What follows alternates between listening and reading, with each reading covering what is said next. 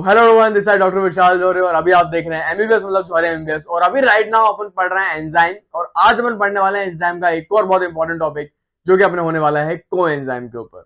मेरी यूनिवर्सिटी में आपको बताऊं, को एंजाइम से यूनिवर्सिटी में एक शॉर्ट नोट आपको लिखने के लिए आता है 5 नंबर में। तो ये वीडियो बहुत ज्यादा इंपॉर्टेंट होने वाली है क्योंकि वीडियो के एंड में मैं आपको सारे मेरे नोट्स प्रोवाइड करवाऊंगा और ये भी बताऊंगा आपको को एंजाइम में क्या लिख के आना है, और ये पूरा डायग्राम मेनली ना को एंजाइम में बनाना पड़ता है। तो पूरा डायग्राम भी मैं आपको बताऊंगा। तो सबसे पहले अपन शुरू करते हैं कि सर को एंजाइम क्या होता है। तो यार मैंने इसकी पहली वीडियो में, एंजाइम की पहली वीडियो में मैंने पूरा आपको एंजाइम का स्ट्रक्चर बताया था।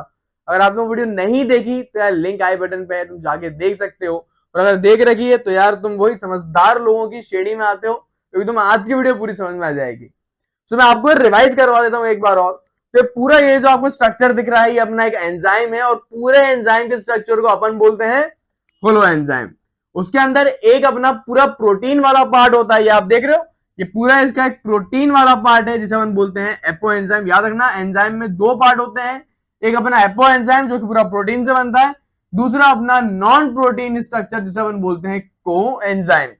तो याद रखना मेनली आज अपन इस को एंजाइम के बारे में पढ़ने वाले हैं। तो फिर अपने बात आती है दिमाग में कि सर ये मेनली को एंजाइम करता क्या है। सो मेनली मैं आपको बताऊं को एंजाइम क्या है, अपने एंजाइम की एक्टिविटी को मेंटेन करके रखता है। अगर याद रखना, अगर पूरे एंजाइम में को एंजाइम नहीं होगा तो एंजाइम अपना एक्टिव नहीं होगा और अपना सही तरीके से रेट ऑफ रिएक्शन जो है अपनी नहीं कर पाएगा, पूरी रिएक्शन ही नहीं चला पाएगा वो। फिर अपन बात करते हैं, आपको पता है अपने एंजाइम जो है उसके अंदर एक एक्टिव साइड होती है।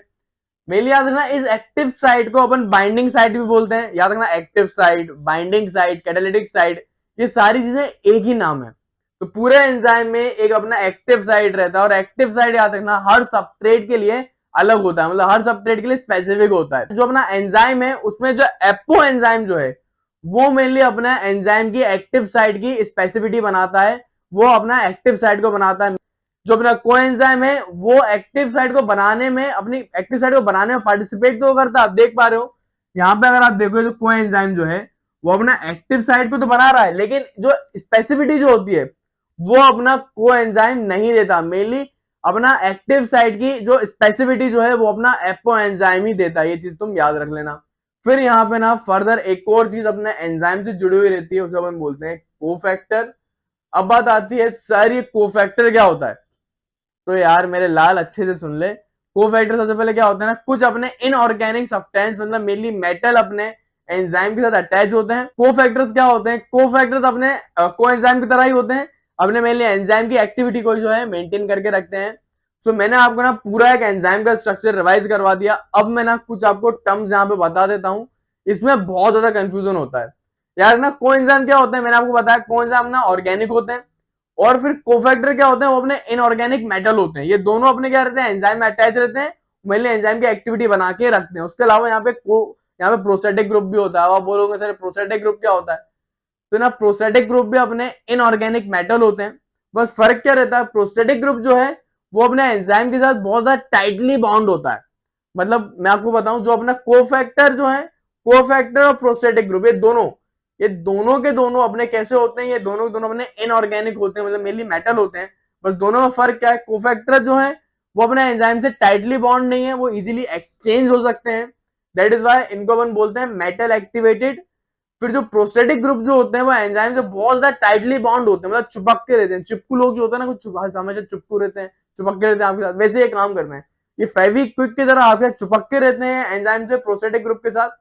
इन्हें अपन बोलते हैं मेटलो एंजाइम। ये सारी चीजें मैं आपको एंजाइम की सेकंड वीडियो में भी बता चुका था। पता क्या है, यूनिवर्सिटी एग्जाम में अगर मैं देखूं ना, मेरी को एंजाइम जो है एज ए शॉर्ट नोट में आपके लिए लिखने के लिए आता है, बट कभी कभी वेरी शॉर्ट में भी आता है 2 नंबर में, और कभी कभी वेरी शॉर्ट में ना को एंजाइम, कोफैक्टर, प्रोस्टेटिक ग्रुप, ये तीनों लिखने के लिए आ जाते हैं। और अपन ना उस टाइम पे कंफ्यूज हो जाते हैं। अपन क्या करते हैं, कोफैक्टर आता है मेनली 2 नंबर में लिखने के लिए, अपन कोफैक्टर की जगह कोएंजाइम लिख देते हैं, कभी कभी कोएंजाइम में कोफैक्टर लिख देते हैं। तो ये आपको कंफ्यूजन ना हो इसलिए मैंने सारी टर्म्स आपको एक साथ एक्सप्लेन कर दी। और देखो क्या होता है ना, जो लेजेंड लोग जो रहते हैं ना उनको फर्क नहीं पड़ता भाई, 1 नंबर चले भी जाए को फर्क नहीं पड़ता।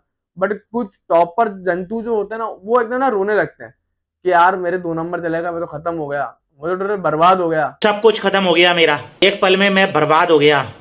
तो ये सारी सिचुएशन तुम लोगों के साथ ना हो इसलिए मैंने तुम्हें एक्सप्लेन भी कर दिया ये। अब अपन इसके इंपॉर्टेंट पार्ट पे आते हैं जो तुम्हारा फेवरेट भी है कि सर यूनिवर्सिटी में कैसे लिखना है, आप तो वो बता दो बस। सारे नोट्स जो मैं तुम्हें दिखाता हूँ ना, याद रखना वो मेरी मॉड्यूल है बायोकेमिस्ट्री 7 डे, उससे मैंने लिए हैं। और इतना तुम लिख देना पूरा, और ये डायग्राम बना के जाना, मैं बता दूं बहुत ज्यादा अच्छे मार्क्स मिल जाएंगे। तो सबसे पहले मैं तुम्हें ना थोड़ा सा इसमें एक्सप्लेन कर देता हूं।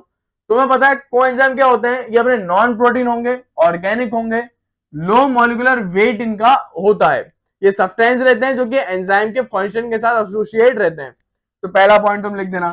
फिर यहाँ पे एक और चीज ये लिखी है, मेनली जिस तरीके से अपन एंजाइम को बहुत बार इस्तेमाल कर सकते हैं। आपको पता है एक बार एंजाइम में सब्सट्रेट अटैच हुआ, उसने प्रोडक्ट को बनाया, फिर एंजाइम फ्री हो जाता है, दोबारा से वो रिएक्शन में जाता है। वैसे ही कोएंजाइम भी सिमिलरली अपन सेवरल टाइम्स अपन रिएक्शन में इस्तेमाल कर सकते हैं। Coenzyme can not function alone. याद रखना कोएंजाइम जो है वो एंजाइम के बिना फंक्शन नहीं कर सकता, एंजाइम के साथ ही कोएंजाइम काम करेगा, but can be reuse several times when pair with enzyme. यही मैंने आपको बताया कि अपन उसको सेवरल टाइम पर इस्तेमाल कर सकते हैं जब वो एंजाइम के साथ अटैच होगा। उसके अलावा एंजाइम विदाउट को एंजाइम उसको अपन बोलते हैं एपो एंजाइम। मैं आपको पहले ही बता चुका हूं कि जो एपो एंजाइम है वो प्रोटीन वाला पार्ट है एंजाइम का, और जो को एंजाइम जो है नॉन प्रोटीन वाला पार्ट है। ठीक है, उसके बाद अपन बताऊं बिना को एंजाइम के अपनी रिएक्शन जो है अपन कैटेलाइज नहीं कर पाएंगे इफेक्टिवली। ये चीज भी आपको मैं बता चुका था। पूरे एंजाइम को जिसके अंदर अपना एपो एंजाइम कोफैक्टर दोनों हो उसे हम बोलते हैं होलो एंजाइम। ये सारी चीजें जो है मतलब जो मैं आपको पढ़ा चुका हूं ना वो सारी चीजें मैंने यहाँ पे आपके लिए लिख के रखी हैं। को एंजाइम जो है वो होते क्या है? तो मेनली को एंजाइम जो रहते हैं ना वो अपने ऑर्गेनिक होते हैं, और दो क्लासिफिकेशन मैंने आपके लिए इसके अंदर लिखी है। मेनली क्लासिफिकेशन जो है ये किसके बने हैं ये उसके आधार पर है। क्लासिफिकेशन फंक्शन के आधार पर भी होती है कि कुछ को एंजाइम अगर ऑक्सीडेशन रिडक्शन करवाते हैं तो उनकी अलग क्लासिफिकेशन है, जो ट्रांसफर करवाते हैं उनकी अलग क्लासिफिकेशन है। लेकिन देखो अपन इतने डिटेल में इसके अंदर नहीं जा रहे हैं, काम है यूनिवर्सिटी में अच्छे नंबर आने चाहिए, और उसके लिए इतना बहुत ज्यादा सफिशियंट है और यही अपन को याद भी रहेगा। तो मेनली कोएंजाइम जो रहते हैं ना ऑर्गेनिक होते हैं, वो दो तरीके के होंगे, एक विटामिन के होंगे, दूसरे अपने नॉन विटामिन होंगे। अपन विटामिन में अगर अपन देखें तो विटामिन में भी जो बी कॉम्प्लेक्स जो रहता है ना वो उसके बने हुए रहते हैं। इसके एग्जाम्पल भी लिखे हुए हैं, जैसे कि थायमीन, थायमीन पायरोफोस्फेट, ये अपना कोएंजाइम है, किससे बना है? ये अपना थायमीन जो विटामिन B1 जो होता है ना उससे बना है। मेनली सारी विटामिन की सीरीज भी मैं आपके लिए लाऊंगा मेरे चैनल पे, सो मेक श्योर कि आप सब्सक्राइब करके रखेंगे, सारी आपको वीडियो चाहिए। उसके बाद थायमीन के बाद यहाँ पे अपना आता है फ्लेविन मोनोन्यूक्लियोटाइड। और फ्लेविन मोनोन्यूक्लियोटाइड किससे बना है? वो अपने राइबोफ्लेविन से बना है, जो कि अपना विटामिन B2 होता है। तो अपने जो सारे बी कॉम्प्लेक्स के विटामिन जो होते हैं ना वो अपना कोएंजाइम बनाते हैं। यहाँ पे मैंने आपके लिए दो मोस्ट इंपॉर्टेंट एग्जांपल लिखे हैं जो आपको याद करने हैं। फिर अपन आ जाते हैं नॉन विटामिन। देखो नॉन विटामिन के अंदर क्या आते हैं, वो अपना आता है साइडिडिन डाइफोस्फेट एंड यूरिडिन डाइफोस्फेट। तो दो मैंने आपको यहाँ पे इसके एग्जांपल लिख दिए। फिर यहाँ पे एक इंपॉर्टेंट चीज लिखी हुई है कि coenzyme do not decide enzyme specificity. मैंने आपको बताया था ना, specificity of the enzyme is mostly depend upon the apo enzyme. मैंने आपको बताया था तो एंजाइम स्पेसिफिसिटी जो होती है मेनली एक्टिव साइट जो होती है उसको एपो एंजाइम डिसाइड करता है। सो सारी चीजें आपको इस तरीके से यूनिवर्सिटी में लिख के आना है। मतलब हेडिंग डालना, पॉइंट वाइज सारी चीज लिखना, उसके बाद क्लासिफिकेशन की हेडिंग डालना, देन इसके अंदर बी कॉम्प्लेक्स की हेडिंग डाल के दो एग्जांपल लिखना, देन अपने नॉन विटामिन की हेडिंग डाल के दो एग्जांपल लिखना, देन फिर एक पूरा जो मैंने आपको डायग्राम शुरुआत में एक्सप्लेन करा था ना वो एक पूरा डायग्राम एंजाइम का बना के जाना। इस तरीके से इसको 5 नंबर में आपको लिख के आना है।